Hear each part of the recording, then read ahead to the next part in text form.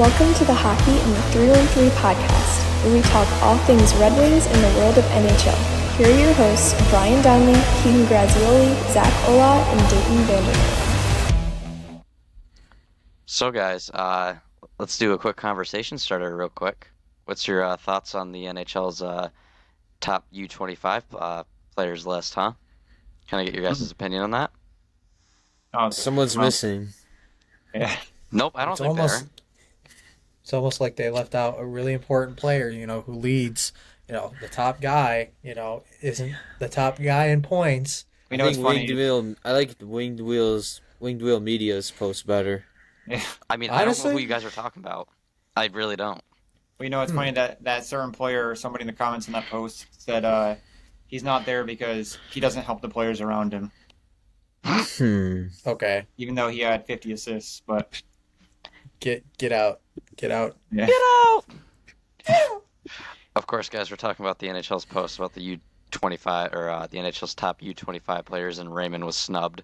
Don't know how you missed that, but I mean, okay. What do we know? The Red Wings didn't like that they did that. I knew straight from the get-go when I see that or saw that post. I'm like, ooh, that's a shot. That is 110% a shot. Yep. All right, guys, welcome to episode 15 of the Hockey in the 313 podcast. I'm one of your hosts, Brian Donnelly, joined here by Keegan, Dayton, and Zach. Today, guys, we have kind of a chill episode planned today.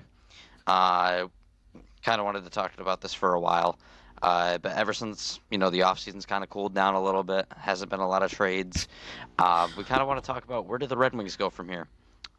We have a list of some likely options that happen. Maybe some unlikely options we'll talk about and discuss all of that.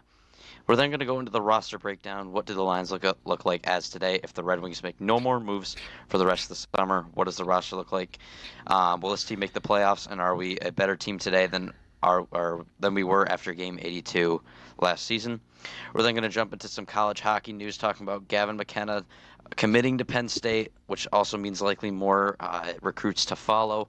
Then after that, we're going to jump into some follower-submitted questions. We haven't done that in a while, so thought it'd be a nice time to bring that back and have some of you guys request some of the questions that we can answer here on the podcast today. But yeah, with that being said, let's jump into episode 15 of the Hockey in the 313 podcast. Starting it off, guys, it's been, almost 2 weeks since free agency ended. Haven't heard a lot on the Red Wings news end, just besides a bunch of rumor mill stuff about potential players that we're trying to look to acquire at. I got 4 likelihood events for the Red Wings this offseason on what happens from here on out. Let's start off with arguably probably the least likely, and I mean we can debate about this if you want, but just in my personal input, I think this is the least likely. Go after more free agents. We still have guys like Grzelcyk, Savard, Vlasic, Roslovic, Robbie Fabry, and Victor Olofsson still on. What? Savard? Yeah, he's retired. Yeah, he retired, I think. Okay, well, sorry. Maybe Brian, not Savard. he's technically a free agent. Savard retired, but yeah. Yeah. So scratch Savard's name. I just threw up a bunch of defensemen that were still up there. So really, in reality, Grzelcyk, Vlasic are really the top 2 defensive free agents, and then Jack Roslovic, Robbie Fabry, and Victor Olofsson are the top forward free agents. If you want to throw Athens CU up in there, go for it. I just chose not to. But I mean, I think we all can agree this is the least likelihood scenario. Maybe like Grzelcyk is a name that the Red Wings signed, but I mean, just from here on out, I think it's pretty much slim pickings in the free agent pool. I think everyone else that the Red Wings wanted to sign, they're all gone. As we mentioned in the last episode, didn't really have a chance to talk to any of the free agents because they either signed with their main teams or they just straight up told us no. So kind of not the biggest card dealt to hand for Steve Yzerman there. But yeah, what are your guys' thoughts about potentially going after one of those names? Well, I saw that Grzelcyk wants term, and then that post that we saw where Yzerman said he doesn't want to, sign. I'm going to say he doesn't want to sign like mid to below average players to long-term deals because we have younger guys coming up eventually. So I don't think he's going to sign anyone. And then like I said, Grzelcyk wants term, and that's like the only one I'd be interested in. But it's a little odd that he had a 40-point year right before free agency, and before that, I think his highest was like in the mid-20s. Yeah, he only scored 1 goal. So Yeah, I wouldn't mind Grizzlick, I think. Also, I wouldn't mind Olafson maybe, because I know I'd like to see some winger depth as well. Because right now I think that's like the only thing we're lacking forward wise. But once again, Iserman wants to go through the youth movement. So I mean, I guess we'll see with the prospect tournaments and the preseason coming up. But I'd say those are probably two guys I'm really interested in who are left with the free agents. Well, I bet you said winger depth, but I bet Mazer makes the roster, so I I think he think should, yeah.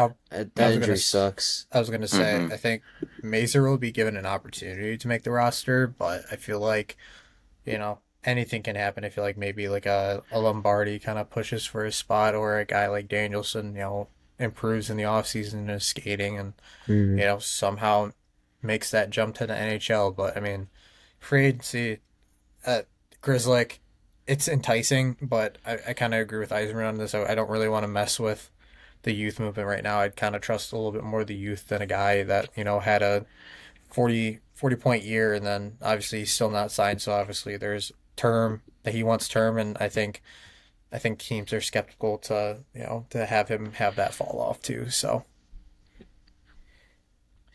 Yeah, I definitely agree. I mean, as Dayton said, just you don't really want to give out terms to aging vets. I mean, Eisman's pretty clear on doing that the past couple of years. He's learned from his mistakes since then. But I mean, Grizzlick is nothing more than a bottom pairing depth defenseman in all likelihood. I mean, he'd be better than anyone that we have thrown out there, but on on the bottom pair, I should say, not anyone as an Hmm. Edvinson or Sider. But point being, just I don't see anyone jumping out to me on the defensive crop and like being an immediate long-term fitting with the future kind of player. I mean, will they help us now? Maybe, but it's not the right fit for the Wings in my opinion, especially with the term in the cap hit. With what Zach said about the depth options, I do agree with. I have liked Victor Olofsson. Jack Roslovic is another pretty half decent middle six guy. Oh Just again, yeah, Roslovic, yeah. But right now I think the main rumor with him is Toronto because of his NTDP days with Matthews. But yeah, once again that goal depth as well with Roslovic. I've been a huge fan of him too. yeah, I don't think he's going to be a Red Wing, nor do I think Victor Olofsson will be a Red Wing. I Hmm. think the full youth movement will have to come into full effect for that. But I mean, it does leave that gaping hole on the defensive side, which brings me into another topic. Could happen, but unlikely. Offer sheet a guy like Gabe Vilardi, Marco Rossi, or Mason McTavish. I did have Bowen Byram in here, but he signed a 2-year deal with the Buffalo Sabres, which, as Dayton put on his story, will lead him to free agency. So either a trade is very likely for him in the next couple years, or he just walks to free agency. So make $6.5 million ain't too bad just to stay in Buffalo for 2 years, or you can get traded out after 1 year. So pretty reasonable for him. Um, I mean, offer sheets, you don't see him a lot. I mean, we saw him last season with the St. Louis Blues getting Philip Broberg and Dylan Holloway from the Edmonton Oilers. Usually teams don't do it just because they think it's a way to like damage reputations with GM. I personally don't see that. I think you're getting players for the first, second round picks. I mean, yeah, are they cornerstone pieces to your franchise? Maybe, maybe not. But I mean, it just I don't see it as a damaging reputation because you're still getting assets back. It's not like that player is getting taken from you for free. So, yeah, what are your Hmm. guys' thoughts about potentially Velarde, Rossi, or McTavish, an offer sheet for them? I mean, I don't know about offer sheeting. Maybe we might go trade route. I know teams are. This has been said. I think for a lot, or everyone's been saying that people GMs want to hold on to their first round picks because of this upcoming draft. So I mean, I feel like maybe trade route might be yeah. the deal, but I'm just thinking of like the restricted free agents that are left. They're like who are, I Those guess, were like the main willing. three. Yeah, I don't really know if those guys are willing to move besides like Rossi, because there's that Um, contract dispute. well, I don't know if you I guys saw mean, this who knows? too, but I saw but that there was a thing about McTavish, McTavish recently, yeah, about like he's not happy with his role. that or like some contract thing or something like that, and Yeah. I did how not hear about that. Wow. Yeah, there was yeah something about him not being happy with his role in Anaheim and then obviously what they want to offer. I think Verbeek's had a weird offseason to begin with, so I think he some of might. those I think he might do better under Quinville than what their other guy was. Blanking on his It's not name, about but that. I don't think I have seen that he's getting pushed further and further back on the depth chart as a centerman. Like he could be playing third line to fourth line center, maybe even wing. mm, Like I don't think that's a really big role that he would fill in. Like if he again, if no. he was on the wings, a second line center would be perfect for him. So I yeah, understand his frustration, and I think that they should do. I mean, he's got to earn his way on up in the lineup, but like also for a young guy at his age, he's not even in his prime yet. I think he needs to be given that opportunity to show his signs instead of being buried in the bottom six. So I Right, completely understand it. and he's frustrated with that. So it's like he's a guy maybe, and I kind of agree with Zach on this. Is I think they're gonna look for more trading. I don't think they want to give up like actual like have an offer sheet and risk the team not like matching the contract. I think that they just rather trade for the rights and be like, hey, we'll give you this for this player, and it's like a done deal. It's like, okay, we either accept it or we don't, and you move on. Hmm. and I know Verbeek said that he really thinks the Ducks can be a playoff team. So yeah I I don't think know that about would be stupid to just give up Mm. McTavish, and you're just getting picks again. If you want to be like kind of sort of that competing in that area, I guess. But I mean, we'll see. They could I just maybe pull a Montreal, get a lot of draft capital, and then maybe trade it later to strengthen your team. But we'll see. yeah. I don't know. I mean, even with the Zegers move, I mean, just like John Gibson, he's been in trade Hmm. rumors since he got to Anaheim, but like I don't know. They're still stuck in that no man's land. It's me, in my opinion. I don't know. It's really hard to predict where they're gonna end up next year. You kind of just have to watch them play. Okay. I have, and this might be potentially a very argumentative topic here, so please bear with me. I put high possibility instead of what will probably happen for this one. So I put high possibility, trade market, likely for one of those RFAs or a vet like how we've been connected to. Eric Carlson, Brian Rust, Ricard Raquel, Dougie Hamilton, and someone or Rayan threw this one out. We need to go after Jordan Kyrou. I feel like you at least Oh need to yeah, throw your ring in the hat for that something one at came up least. today, right? If I'm not Yeah, mistaken. that they're interested in really Well, moving they've him. been interested in trading him for a while, so Yeah, that's just Panos recycling news per usual. So Hmm. that's I just thought it my was something new. opinion. Mm-mm. But well Uh, well I don't think they'll move him just because Agreed. but Blues are no in a weird spot too. exactly.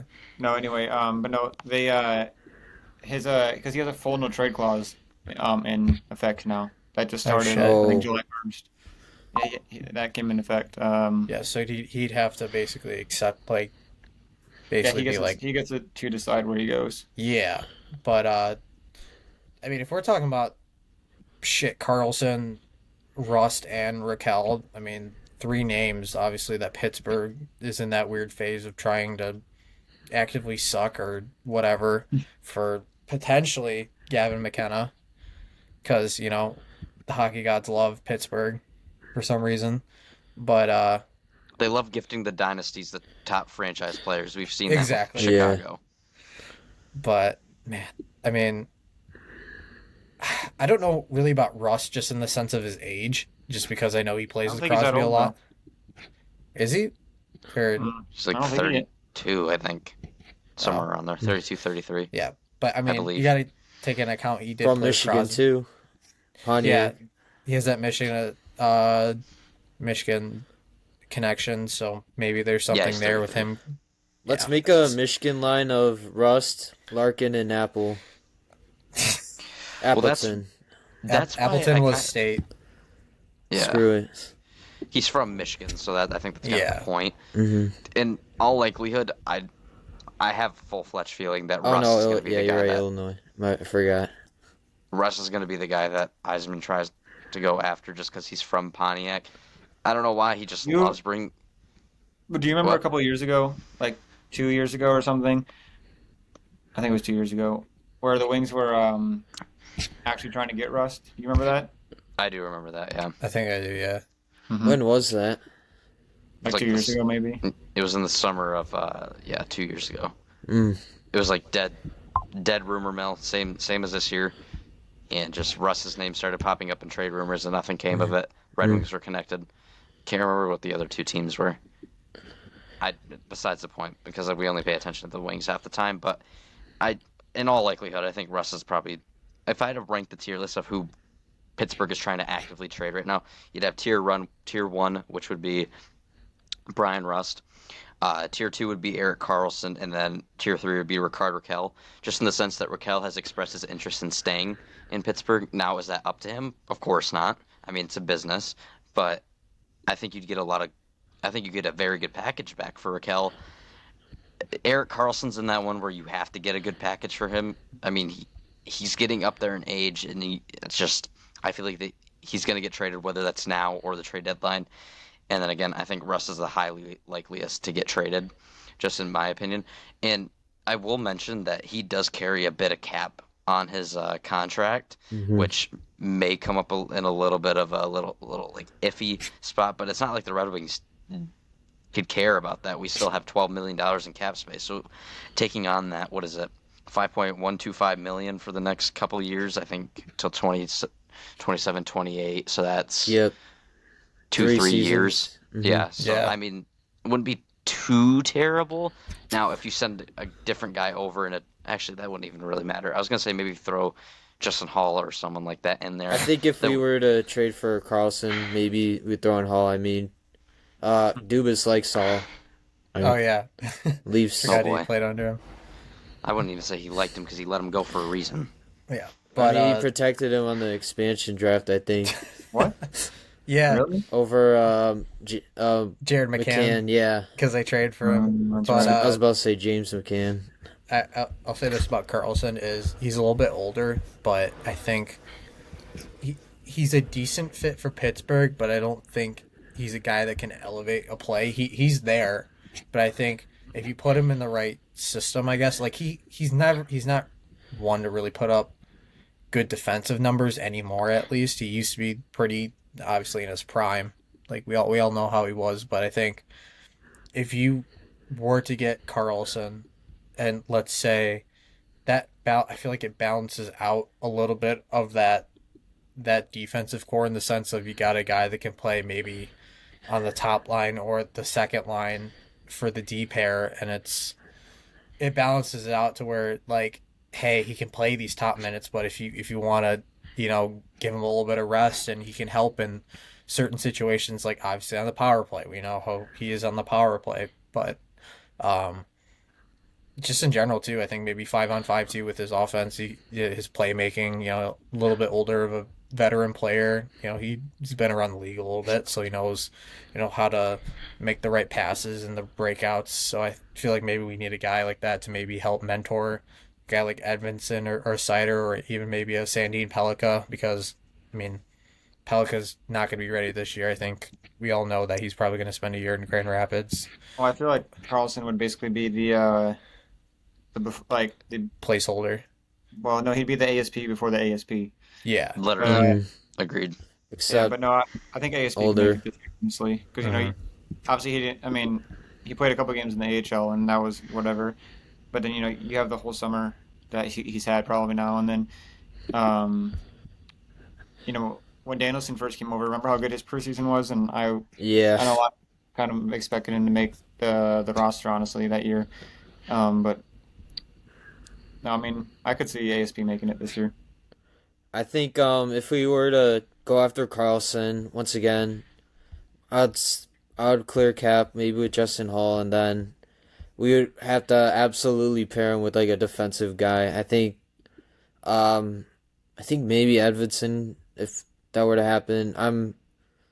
I don't know about pairing him with Sherratt because I'd say Aljo. I would 110% put Aljo with Eric Carlson. I mean, yeah, I could see hopefully Ajo taking next step defensively. Because Like then I you can think he's you can bury Ben Sherratt and Eric Gustafson on that third pair in Yeah. sheltered minutes. Yeah, I'm You just got a hot, hoping Ajo learns from his mistakes his rookie year, which I'm sure, because and once again, he's shown some glimpses of what he can do defensively.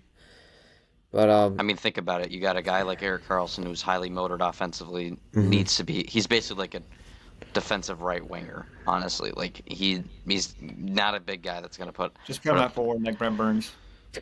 Yeah, sorry. Um, he needs to be put with someone who's highly defensively. I don't think Mhm. Sherrod's gonna be that guy. Maybe Edvidson, but then you'd have to throw up Yeah. like Aljo on the top pair or Sherrod. And don't get me wrong, I love Aljo, but like in Wing Wheel Podcast says it best. If you have a bottom pair like Sherrod and Aljo, that's a Stanley Cup contending bottom pair. But you have to get the right two players in the top four to make that happen. Mhm. Like if you push Sherrod and Aljo down to the third pair, terrific. So that's why I Mhm. kind of feel like, I mean, for a couple games here and there, Aljo wouldn't be bad, but he shouldn't be the mainstay number one pair next to Sider. So that's why I feel like Aljo with Eric Carlson would be a perfect D pairing fit. And of course, they're going to cycle out D pairings left and right the entire 82 games. But it's all speculation right now. Eric Carlson isn't even on the damn team, so we don't even know who the hell's going to be on the right side of Aljo or Sherratt. We don't know anything as of recording here on July 15th. So you honestly never know. But the hope for that is we find a defenseman, we find someone to trade for in the top six or the top four. So yeah, yeah, that was the high possibility for the trade market, and now I think this is where the argument gets pretty deep. What probably will happen, and I kind of believe this will happen. I think the roster stays put as it is. I'm just gonna say I don't think we make. Oh, here's what I'll say. I don't think we'll make a move, but there's a little voice telling me that we will make a move, especially with what Eisman said. But especially listening to other Red Wings podcasts as of late, it just sounds like that we're trying to push that youth movement needle to another like spot. But the thing that's kind of like hesitating me is like, who do you throw up on that first line? Like, is it just a thing where Eisman's going to give McClellan the keys and say, yeah, try a guy like JVR up there, try a guy like Berggren, try a guy like Soderblom up there. Like Soderblom could potentially thrive in that, in the sense that he's that big 6'8" player that gets to the nitty gritty spots and helps out Raymond and Larkin in that spot. I think. Berggren needs a little bit of a. Oh, well, I was gonna say for like because you're talking about the lineup. I I don't know if you remember when I posted this on my story. I said it in the group chat,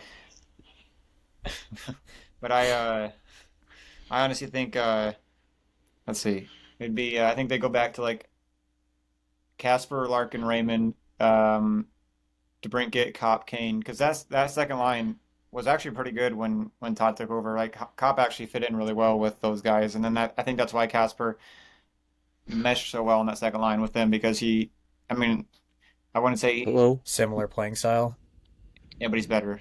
That's, Yeah. and then let's see, and the third line you'd have JVR, Comfort.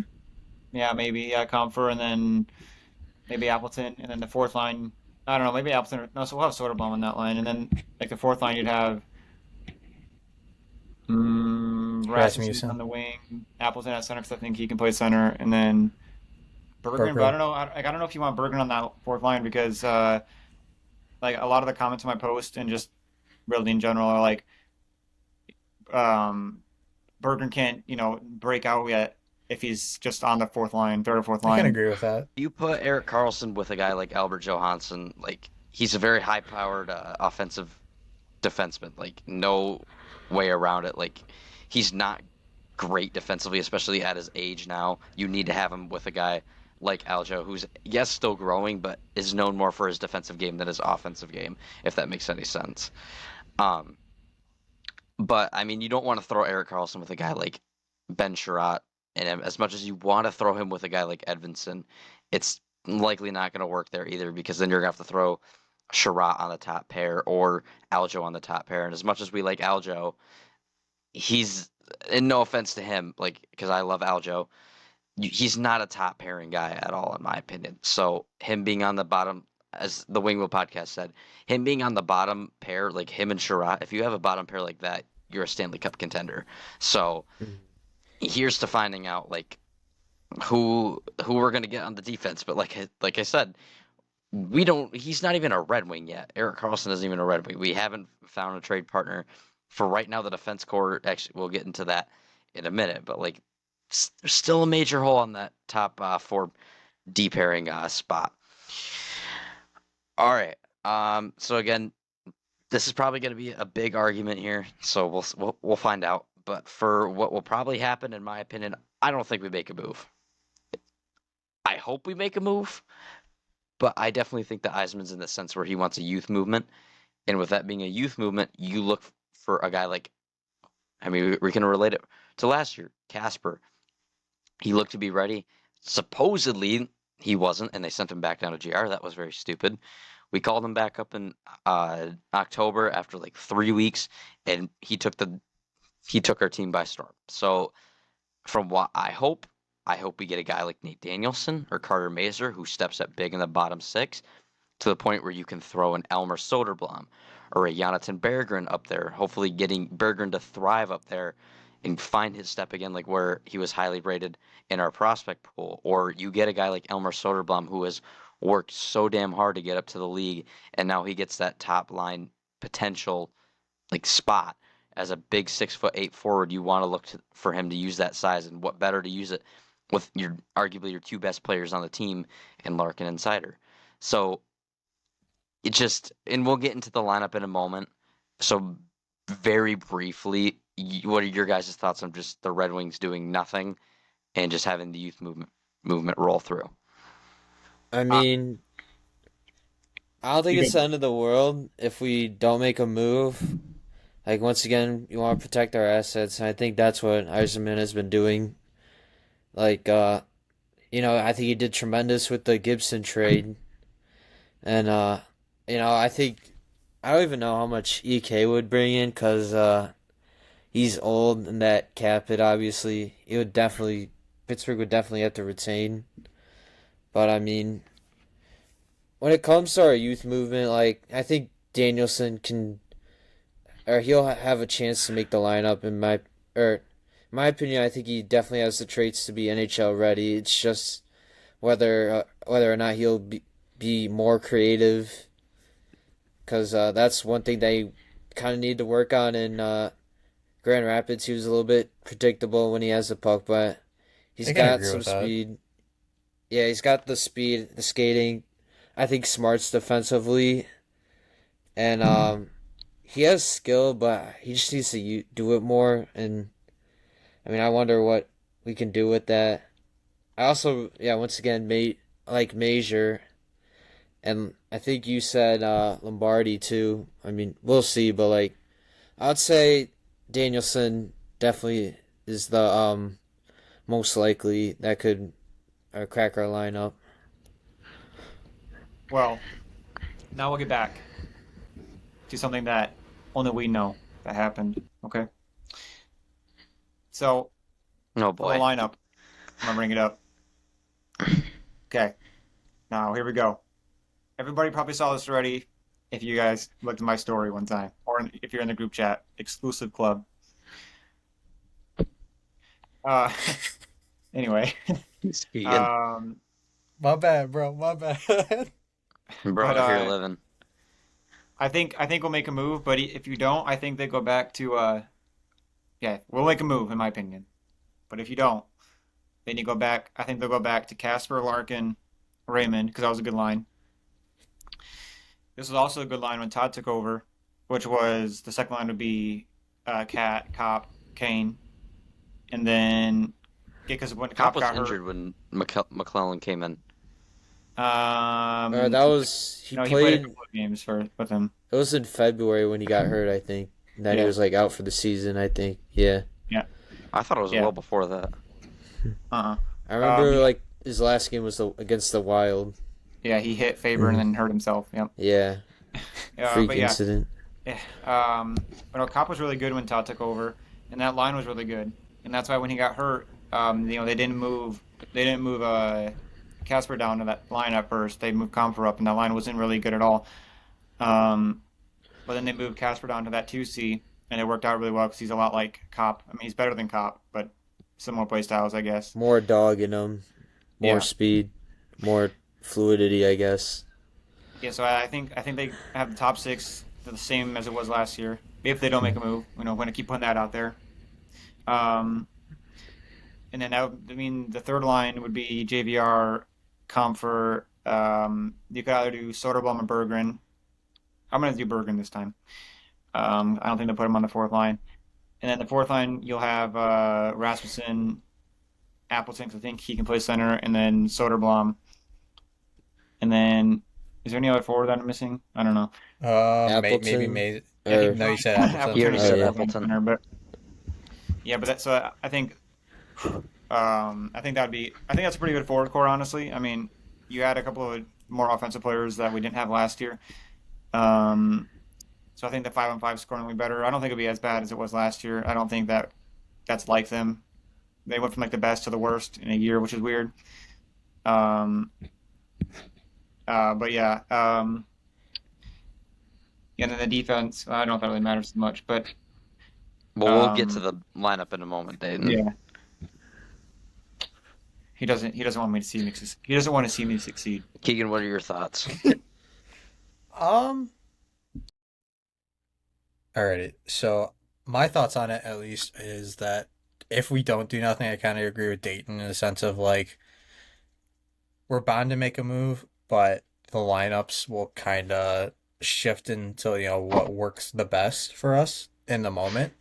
But I think for the most part, I'm fine with what we have right now. The only thing I really don't want to happen is for them to play Justin Hall, which I don't think it'll happen. I think he's either buried in GR or he's just up in the stands pretty much all night, which it would suck to have $3 million sitting in your stands, but I mean, rather just bury him in AA at that point. Which I think is the most highly likely outcome. I mean, if Yzerman throws out another year of Justin Hall, I think we can all agree that I think let's just throw the season away at that point and just tank for I'll lose my McKenna. shit. I will literally text Yzerman or email him and say, leave, get out. I don't want you here anymore. On that note, too, I really hope Gustafson has a bounce back year. The more I think about it. Agreed. I mean, we saw him at the what was it, the The World Championships. Mm-hmm. He was pretty damn good for Sweden, so Mhm. hopefully that translates to McClellan's system. Yeah. All right, because someone wanted to touch up on it early and couldn't be patient, we're gonna now jump You into don't want to see me succeed. the roster breakdown, which Ditton already did it. Excuse me? Dayton. Dayton. That's not what he said. Okay. Sorry. We're gonna jump into the Red Wings line combinations and what it looks like. Dayton already had some of it, for the forward core at least, and I mean obviously the goaltending looks rather the same. I'm going off of what Daily Faceoff has right now. It definitely things could change with either a trade or different players in different spots. So for the first line, they have JVR, Dylan Larkin, Lucas Raymond. Second line, they got DeBrincat, Marco Casper, and Patrick Kane. Third line, they got Soderblom, JT Comfort, and Jonathan Berggren. Fourth line, they got Michael Rasmussen, Andrew Kopp, and Mason Appleton. And then as scratched, I mean, personally, I think scratched would be Nate Danielson, Carter Mazer. Defense, as of right now, they have Simon Edvinsson, Moritz Seider on the top pair with, I'm not going to say the dude's name, Ben Sherratt and Jacob Bernard Docker on the second pair, and on the third pair, Albert Johansson, and not Justin Hall, but Eric Gustafsson. Yay. I don't know why Daily Faceoff decides to have Justin Hall over Eric Gustafsson, but And then goaltending is obviously John Gibson and Cam Talbot. So as we look at the forward core, guys, as Dayton said, I mean, the team looks better. I mean, say what you want about us not getting the biggest, flashiest name. It's better. I don't know what else to say. Like, Tarasenko was pretty much a pylon for most of the year. Tyler Mott didn't do jack shit in the bottom six. And just Andrew Kopp wasn't there half the year. So, you could really go only up from here. You have a full season of Casper as well. Larkin's only going to get better. You have DeBrincat and Kane as well. We know how that is. Elmer Soderblom's going to look to take another step.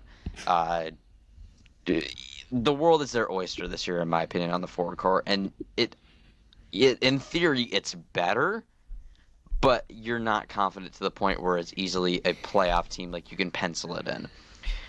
And with the defense, I mean, Sider and Edvinson, your top pair, perfect, amazing, but it's not getting you to the playoffs. You need to have Edvinson on that second pair, arguably work it to very good top four defense where you can slide Aljo and Schrott on the bottom pair.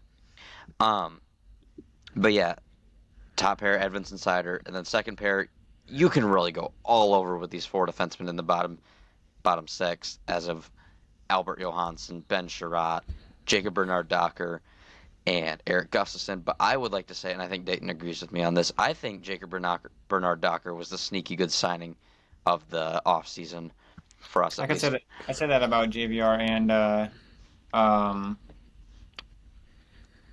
Mason Appleton. No, Docker. Okay. I like Docker. And my thing is, I don't know why Buffalo didn't qualify him. Yeah. No I think clue.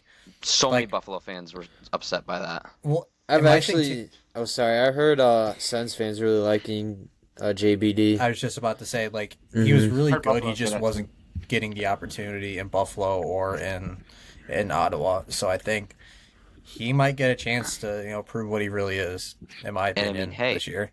if he turns out to be a top four defenseman for us, that's a home run and a half. Do I expect that out of him? No, but like, is there all the potential and room for him to be that? 100%. And Absolutely. like, you see the gameplay that he brings to the table. I mean, like you just said, Keegan, he was buried in a depth chart in Ottawa with Thomas Chabot, Jacob Chychrun, Jake Sanderson, Artem Zub, like a bunch of guys in front of him. He didn't get a push, an opportunity for a spot. So, I mean, again, if we trade for a top four right-handed defenseman, then we puts him back in the same situation as it was earlier, and he goes on the bottom pair. But I mean, still, it's a better opportunity, in my opinion, for him to thrive. So, I mean, he It's was a only- first round pick. he was a first Mhm. round pick for a reason. So Yeah. we'll see what happens with him. But like, I mean, I've mentioned it countless of times again. I love the signing with him. I love all three of our signings, and it makes the team better today. Jumping over to goaltending, mind-boggling. 100% the goaltending is so much better today. Oh my God! Like night I and don't day. even care if Gibson hasn't played a game. The name and him being there makes it better. You put Talbot no longer in that starter role. You put him in that 1B position. Red Wings, how far do we want to go with this? Red Wings have a top 15 tandem. Yes or no? Fringe. Yeah, I can agree. I'm sorry. I fringe top 15, but I mean it's fucking. I just want to see 15. Gibson prove himself, but I think if we help Talbot kind of rest more, I think Talbot's gonna perform better than expected. As long as Gibson isn't like inconsistent, but I that's what think- I'm hoping for. I think Talbot was really good, and then Yeah. Yeah, he played. overplayed. I think he played him a lot because Lyon was He fell I feel apart. I feel like Lyon gets hated a lot. Honestly, I feel like he was actually Yeah, like, one of the we better- played him a lot too. Yeah, and Sorry. Then, no, you're good. And then when Talbot was cold, then and Lyon was going through whatever he was going through. Then it was about. I think that was kind of a rough stretch too. Honestly, when they both were going pretty bad. But I think I've said this a couple of times. I think I said this last year and this year. But Gibson, he's wanted out of Anaheim for a while, and I think you being stuck somewhere you don't want to be, you're not going to play as good as you probably can. And then this year, obviously, he didn't play a lot of games, but he played pretty good this year. And then he's been was a really good goalie for like a while. He had bad like 2 years or a year and a half or something, whatever it was. I think I agree with Brian. It's top 15. I saw was it a post about someone grading goalie tandems, or was it? It was like, just top goalies in the NHL. Huh. No. I think there was one. Yeah, no, no. Oh, no. I don't know if any of you guys were in the Xbox party yesterday, but it was a post where they were rating teams goalie tandems. It was really a chopped list. Like they had the Ducks in the basically the S tier area of like What best the goalies in the fuck? league, best Uh, goalie team in the league. I Uh, mean that's all Dostal then. yeah. But even Yeah, at but that, I I don't don't think think one goalie can give you the best goalie team in the league. And then yeah, they had I'll us. maybe go A if I mean I thought Well, they Husso was okay with the Ducks, but I mean we'll see. that's a big Oh, okay that's a though. Mrazek. yeah, but they had us and you know, he had his own custom ratings, but basically, you know, it's SA stuff like that. Mm-hmm. They had us in basically a tier above F What? for goalie tandems. So, Get out of here, That's a bro. stupid rating, and that's just not even us Yeah. being biased. That's but, you fucking know, stupid. long story short, I agree with what you said. I I put us think maybe a little bit average, maybe above. yeah, We'll see. until we We're see just what gonna have to Gibson see. does. Yeah, Yeah, Yeah. until we yeah. see what happens, but like I'm really excited because it's like you get a guy like that who is a household name, has won, at least He's gonna put butts in the chairs, especially with him. Like he's a big advertisement goal. Like Gibson arguably carried that Ducks team through oh hell during the yeah. rebuild. So a lot of people know of him, not just because of the trade rumors, although highly likely it is. So as we sit here today, fellas, like forwards, you could argue is an upgrade, but not to the point where you can pencil in playoffs. Defense, kinda around the same with a little bit better because Justin Hole's projected out of the lineup. Bernard Docker fills in. You get another year of Edvinson. You get another year of Sider. Potential growth from Aljo. Goaltending, 1,000% is an upgrade. So that leads me to my next question: playoffs, yes or no? Ooh. Ooh. As it sits Okay. right now, July 15th, I'm gonna let no everybody moves. else go first. Playoffs, yes or no? Oh my God. All right, I'll rip the Band-Aid. I think as it stands right now, we will make playoffs. And I say that in the sense of you look at what other teams in our division do. Obviously, Rangers are going to be better than they were last year. I think that's a dead given. I I don't think think, I I think think, they. Mm, they'll be decent, but I think I think next year they'll. The year they're after gonna. they'll Mm-hmm. make it. But I think with how the East is, I think last year you saw the East was very weak, like very weak. So you look at, Ottawa took advantage of that. I don't think it's going to be as easy for Ottawa to make that playoff spot, especially with their inconsistency issues. And I think Olmark, obviously last year, had one of his worst statistical years since he left Buffalo, or since he was in Buffalo, or since he left Buffalo. But it's one of the two. But that, and I think, I think Jackets take a step back. I mean, they're a young core. They're bound to, I don't agree with a lot of so. their moves that they made. Well, just so I don't forget about it later, and then it doesn't make sense. So you said Ottawa. Ottawa, I saw something. I think during the draft, they said Ottawa has. They had like one of the worst offenses or something last year, They Mm-hmm. and got hot at the right time. yeah. Exactly. That's my. Um, so I don't. I mean, I think they'll be a decent team still. I mean, I could see them missing. I could also see them making it. And then Columbus. I feel like Ottawa's the same. Sorry to cut you off again, Dayton. But No, you're yeah, good. Agreed. Columbus, I feel like was definitely. I mean, I think they had something to play for last year. Anyway, um, I think they had that to play for, and then, but if you look at their team, I don't know if it's just me, but they don't look like great in my opinion. Mhm. their Their goal, I've been- goaltending tandem. I've Oh been my More thinking God. that. weekends. like Elliot Friedman mentioned, he's like, are you really okay with running with these two Mhm. goalies? And I'm like, they're not very good. And then, like I said, just also have that. I mean, they have some good players, but they also, like I said, if you have something to play for, it really helps. Honestly, like there's some teams that go on crazy like runs or whatever when they have something to play for. Mm-hmm. Well, here's my thoughts on that. I think, like I said, me, Brendan Shively, and Drew Shively had a very indistinct argument as of late about this because I sent the Ottawa Senators lineup and it said, Ottawa's better than us. I'm crying. So maybe that was a little bit too derogatory, but I don't think they're that much better. I look at their depth and I hate it. The Hmm. top six is definitely there. defense is Kinda there, kind of there. I wouldn't put them on the same level as Detroit, but like No. they're right there. They are there. I see it as Sanderson and Shabbat are their two big superstars, and then after that, just a bunch of kind of I think Artem Zub is a that's little it. bit decent. I think And he's Zub's all right. decent. Johnson. Well, against us, I thought he was good.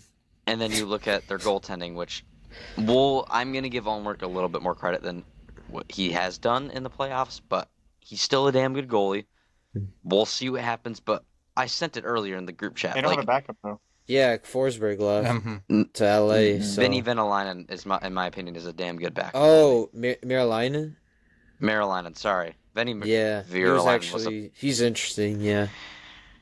But I sent it in the group chat earlier today. Have we seen Ottawa's prospect pool? Have we Nothing. fully depth in that? Carter Yakimchuk, who is likely going to be a top 4 defenseman. Logan Hensler, who Very I wasn't skilled. even high on. I wasn't really high on him. And then just after that, it's nothing. I would Like, say I it's a can't- lot of maybes. In It's my a lot of personal maybes, but bias. even at that, it's a lot of bottom 6s and bottom Mhm. pair defensemen guys. So they're not going to get much better, in my opinion. And I think they're going to hover around that each year, fighting for that wild card spot, but not being good enough to break through the division role. Mm-hmm. Also, 2026 is the year they forfeited their first rounder because of So it's going to get dead even and all. worse. Well, I wanna say too is with Ottawa, I think this just shows the difference in GM thinking. They had a really big identity switch where it's like, hey, we have to make playoffs now. You look at the Red Wings, it's we'll make playoffs, but we're set for the future for years to come. And that's So by- Eisman's MO. We Yeah, like that's just- prioritized our aspects or assets. That too. That better. Yeah, but it's drafting and developing, which it Mhm. fucking sucks so bad, especially when the fan base is frustrated and angry right now. But I that's think every what's it called, fair weather Red Wings fan. Like, Yeah. I mean, am I frustrated we haven't made the playoffs? Of course, but do I want us to go out and sacrifice getting better for one season with a guy like Cody Ceci for a 4x4? hell like no. like Mm. just to make the playoffs. I'm fully on the side that I trust Eisman. I do. Just it's mind-boggling that people don't look into the bigger picture and say, look at the prospects we have. Look at the core that we have right now. This team will compete. It's a matter of when, but you know it's coming. So that's just my opinion on that. I don't think Fairweather fans should really have a say in what Eisman's doing because all they want is playoffs. Like, let's win now. And you see the Kings. You see what they're doing right now. They're getting beat by Edmonton 4 straight years. They have not made it past the semifinals since 2018. Like, it's mind-boggling. But Mhm. yeah, sorry, Keegan, continue. No, but I just want to say, like, I trust in Eisman, and it sucks sometimes in the sense of, like, drafting and development takes time. But I think truly you're setting yourself up for the future years down the line instead of going all in for, I want to say, maybe like 2 players that help you short term, and it's maybe a little bit one shorter term, the other a little bit longer term. But I think generally, like, you see the difference in the how the organizations are run right now, and I think people are shitting on Yzerman for all this drafting and developing and not doing anything and quote unquote not going after players when obviously they were clearly on a lot of these big names. They just obviously didn't want to come here, but it's like he's gonna look like a genius down the road when it's like we're in playoffs and we're consistently making playoffs, and we got these guys that have come up through our system and are just what we expected them to be or more because they had that time to just develop and be the best player that they can. And I think that's the whole mission, and it sucks at times, and it definitely got frustrating last year, but I think last year was a good stepping stone. Maybe you had to take a step back to take the next step forward, and that's my belief in that. All right, Zach, your thoughts? Yeah, I don't know. Like when I look at the Atlantic, I still think it's a little bit the same.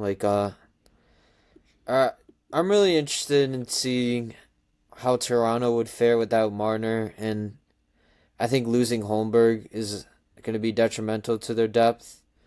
I think Florida will obviously still be there. They basically re-signed their entire team. Uh, I They're don't going think for the Tampa Bay. three-peat. Mm-hmm. I don't think Tampa Bay isn't going anywhere. Like I really like their forwards, but their defense is. I have question marks rising, especially they lost Perbix to Nashville. That's what I was thinking of. But thought Hedman had a bounce back year. Uh, I don't know about Ottawa. I mean, they had a weird offseason. I don't think they really did anything. Like they're kind of Yeah, fringe, like you what did guys they do said. anyway? I think they just re-signed Nick Cousins and And No, Giroux. maybe a they little signed stuff. Oh, someone Giroux. else. I Yeah. think They I signed know they someone did else. something. I can't remember. They also re-signed Fabian Zetterlund. Yeah. Yeah. I can't. They signed. Oh, they signed Lars Eller. Wow. That's Yeah, what I was looking alright, for. whatever. Yeah, Sorry, keep going, Zach. pretty mid. I don't know about Boston. I think they're just gonna. They're gonna tank as much as they can. Yeah, Yeah. I don't see any needle movers besides like Pasternak. And I And think Swayman. he then gets traded, yeah, honestly. I mean, hey, that's a hot take. if they're in a spot where they wanna sell off at the trade deadline, I would give up the whole. Wouldn't give up the whole farm. I would give up a lot of the farm for David Pastrnak. Mm-hmm. Agreed. Oh, but he wouldn't get his signature 88 because, Oh, yeah, yeah. Showtime. He That just might have to be wait that might be couple a of deal years. breaker for him. Yeah, I'm not going to Detroit just because Kane has my number. He'll just have to wait like a year or two, and then he'll be 2 years. We're gonna say 2 years because I don't want Kane gone again next year. Same. Yeah, I'd I'm be not really ready to sad. post that video yet. I'm still not ready. No, Oh, yeah, don't let me right. think about that. No. Another team that I thought was gonna fall off was Montreal because once No again way. their goaltending carried, and they had a little They bit of got hot at the defensive right time. issues. But now they got Noah Dobson, and I think that's really gonna help their balance their defense. Wow, with Lane Hudson, they have that young team now. So I think Montreal, I think they're gonna be a force now in the Atlantic. So I think the I can. goaltending Oh is yeah, still going to be an issue. we'll see what happens to Dobish year two. I think Mhm. Montembeau will still be fine. Yeah, Montebo's just inconsistent. Mm-hmm. I think the only way if we were to make the playoffs is it'll have to probably be a wild card. I think, Agreed. and I don't know. We I kind of think gotta. Yeah. some Metro Sorry. teams are a little mid, but Which I'm perfectly fine with being a wild card. I'd rather Yeah. be I that's just a want stepping playoffs. stone. Mhm. Get the Ex- playoff Yeah. experience for the young guys and then go from there. That's my Mhm. thoughts on Exactly. it. Yes. All right, Well, we've hold on. been. Let me get quick in mind. I'll make That's a what, long that's what I was story gonna short. say. That's what I was gonna Oh. say. Oh, okay. I know. I'll just make a short one. Because you guys have already seen it in the group chat. But um, I think we make it. I think Mhm. the depth scoring is better. I think Casper's going to get better. I think he'll put up like 60 yeah, 60 points. I think Raymond will put up 80 to 90 again. Full season with McClellan too. I forgot to Yeah. keep that in mind. And off season. hmm Mhm. Yeah, you'll have Edmondson will get better. Johansson will get better. Goalies are better. Mhm. The defense, I think the defense on paper looks the same, but with the growth of another year of Edmondson, another year of Johansson, no Petrie.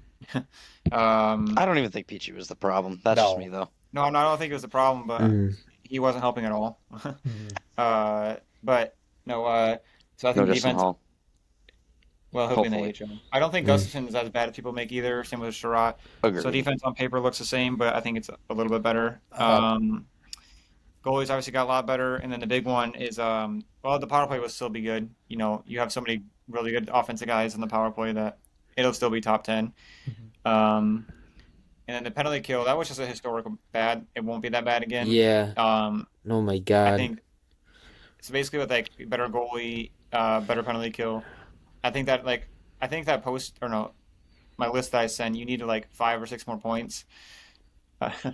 um, but with all that, I think you would get those extra wins and you would be in. Hmm. I think it's a similar year to Ottawa for us this year. Honestly, we got our goalie, and I mean Ottawa on the paper last year I didn't think was too great. I think if you compare the teams, I feel like Similar situation. Mm-hmm. maybe, yeah. Well, we're also forgetting the most important thing: Dylan Larkin, dad power.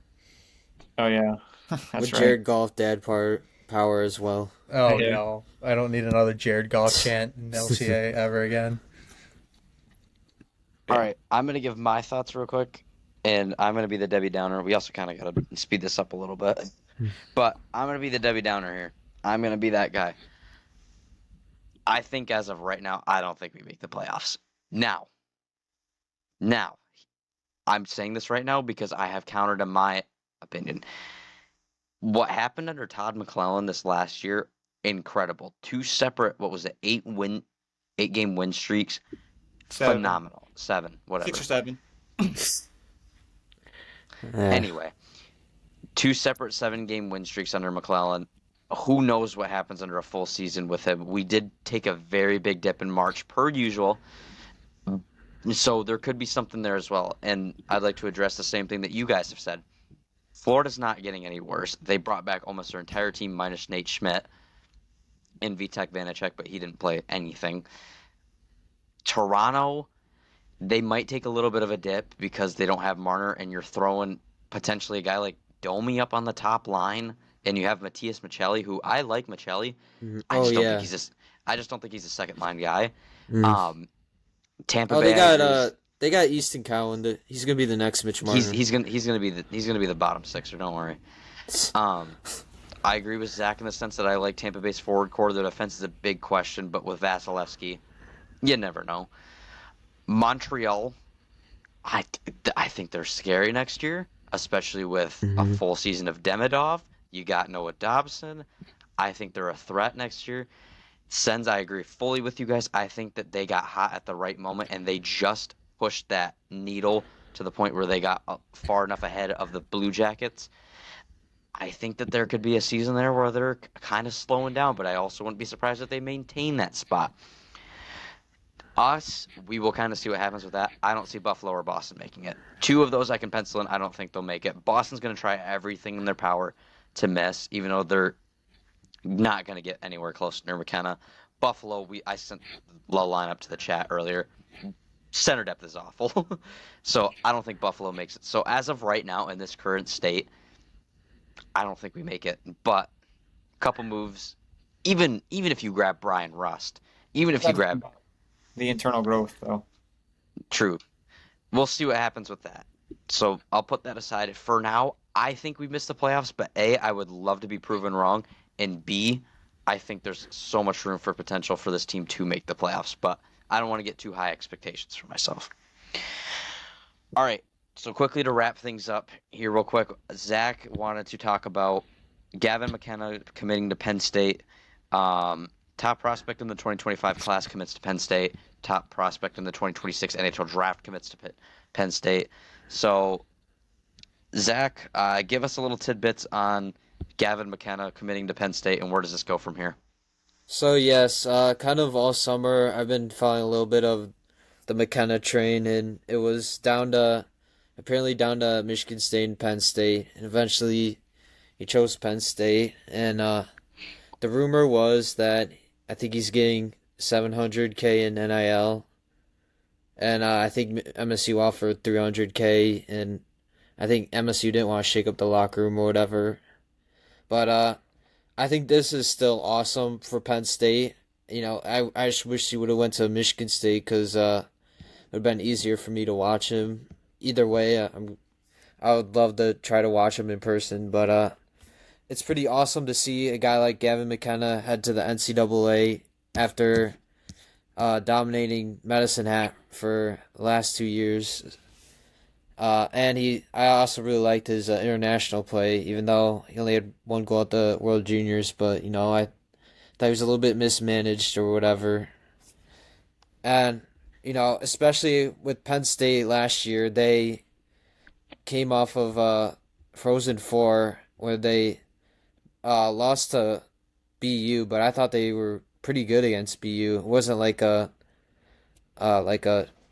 pushover game for BU. I thought they were still competitive, and that team also has some interesting players. They got newly commit Luke Misa, who I really like, Charlie Soretto, who got drafted in the second round, and Aiden Fink, who I really like as well. So, I mean, I think Michigan State has more better depth players all around.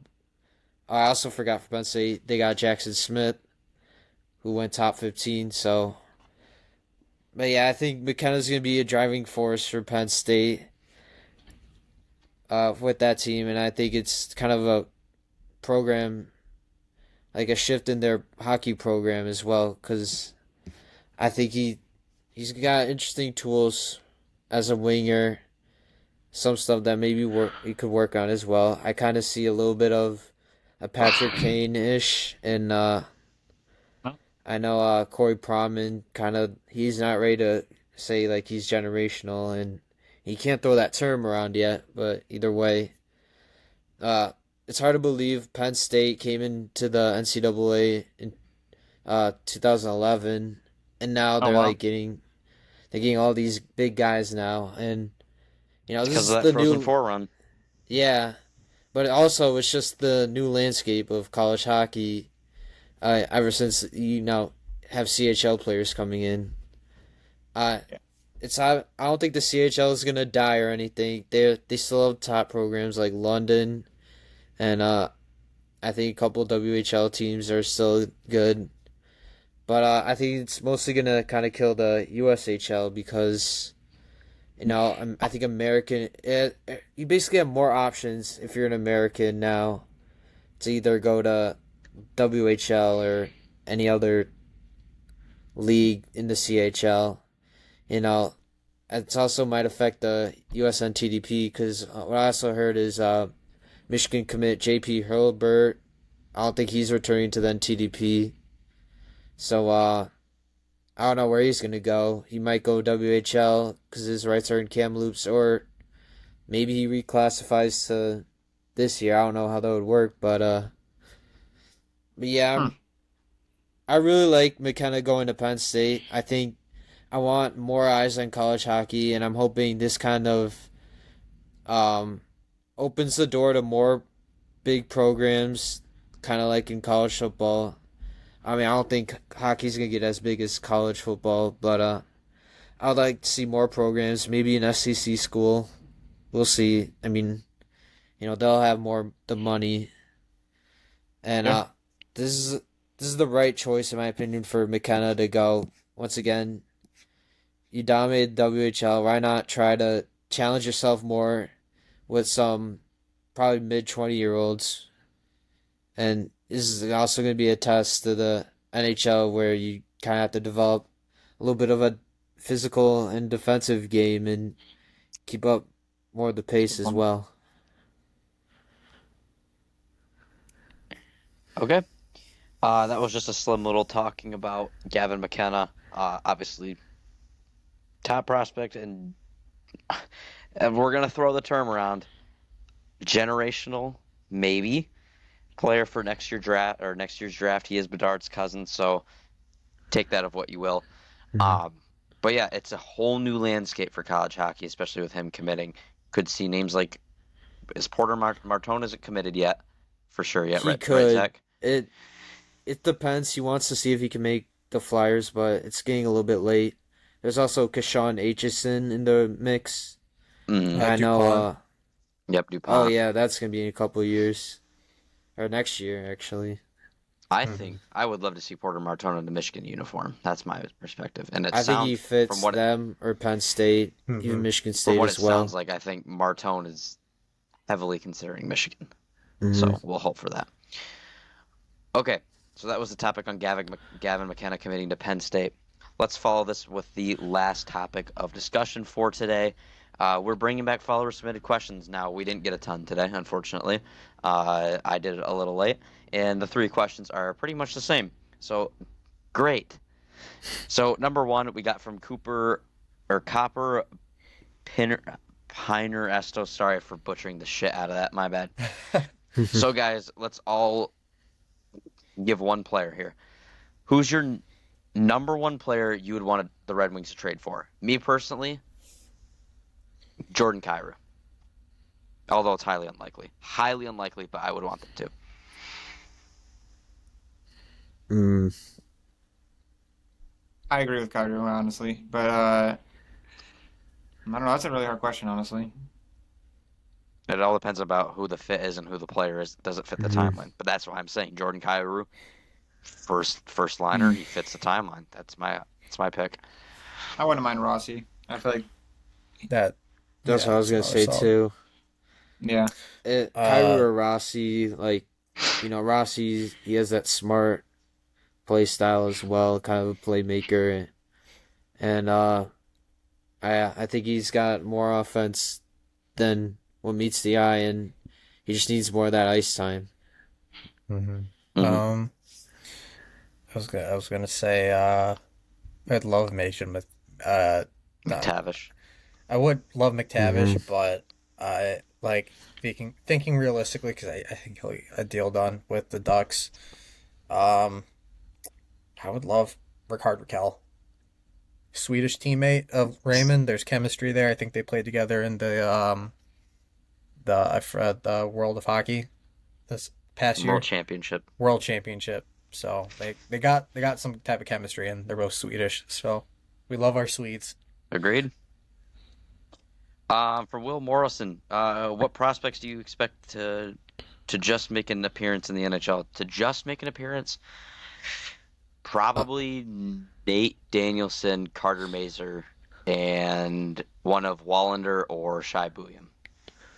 Wait, what do you mean just an appearance? Like a couple of games? Like one game. Yeah, not a regular. Like if someone got, so like taking out if we make a move for a top line guy and no prospect can make it. If someone gets injured, who are the players that you're calling up from the prospect pool? I think Francis Nygaard maybe. I heard he was working on his skill. He's got the physicality. I really liked him towards the end of his AHL stint. So I think maybe for like a couple of games he could maybe slot in bottom 6. I just don't know how much you're putting Danielson or Mazur over that though. I think you still gotta let MBN. I don't know. I think Danielson will play a lot more games. And Mazur. That's what I'm kind of going for. I'll say Danielson, Lombardi, Shai Buium. Oh wait, did I get the first name right, or did I? Yeah, you did. Shai Buium or Wallander, and then my last option maybe like a MBN or a Mazur.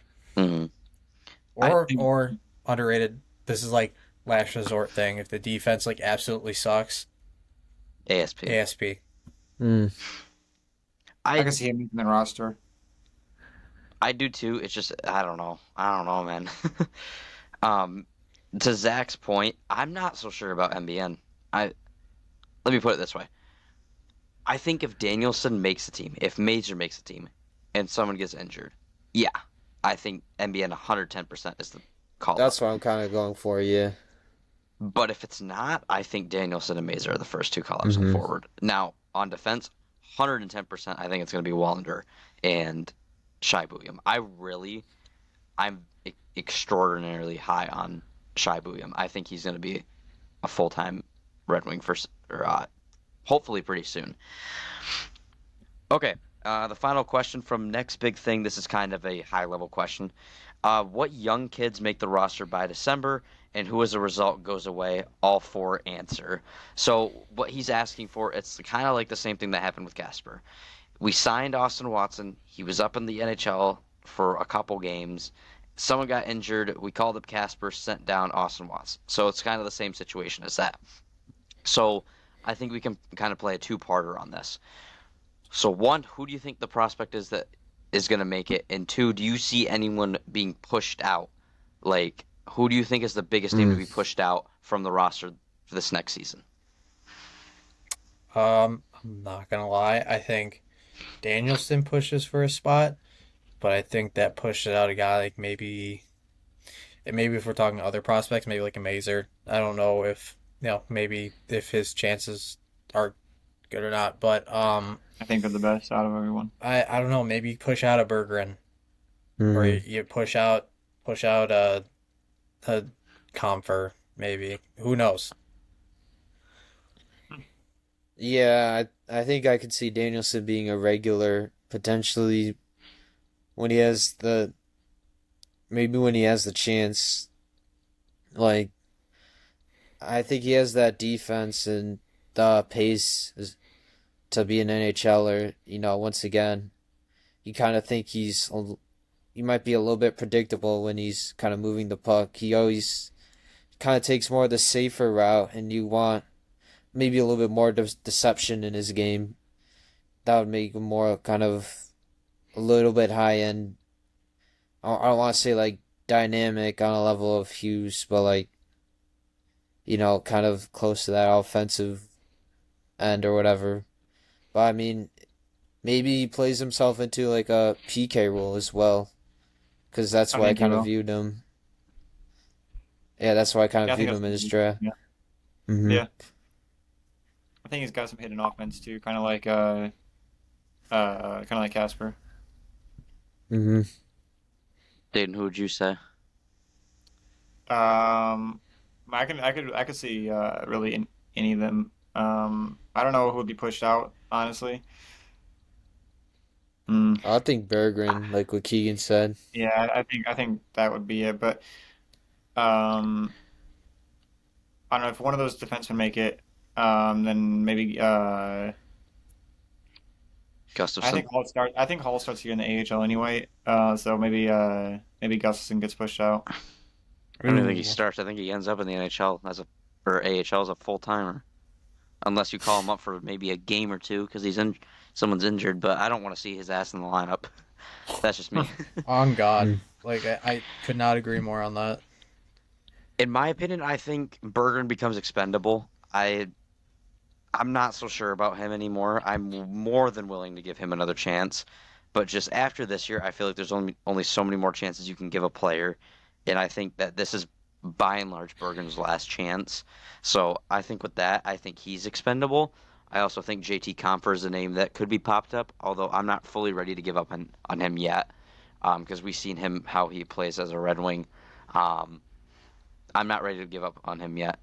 I think a name potentially like Michael Rasmussen could come into play. I don't want to say it, but just because Mason Appleton plays his game, and I'm going to say I like a his lot defense better. though. I know. yeah, he uses his size a little bit better too. Yeah, he can be like aggressive. I think that's what what I I'm saw not more gonna lie. last season. I don't see a ton of Michael Rasmussen's future being in Detroit, so he could be a name that's expendable. But yeah, so I think that's really all the questions I got. It was just a bunch of prospect questions, so basically all the same. I have to find the best in depth one. So beforehand, I'll go into I'll try and do the questions earlier, but I mean I did them at like 9:00 in the morning, so I don't know how much earlier I can get besides the day before. I mean, I could post it next time if you want. I know, but it was kind of last minute, so it was my bad. It's all good. All right. Oh, what, Keegan? Oh, I said it's all good. Okay. All right, guys. Oh. Bye, Dayton. No, I told you. Bye, Dayton. Bye, Dayton.